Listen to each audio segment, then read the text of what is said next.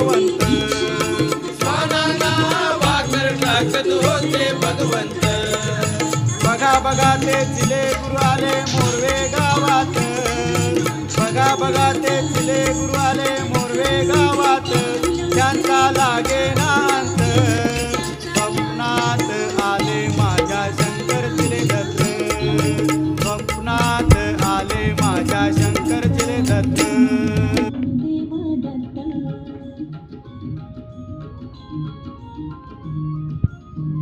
भगवी झोळी होती त्यांच्या डाव्या बगलेत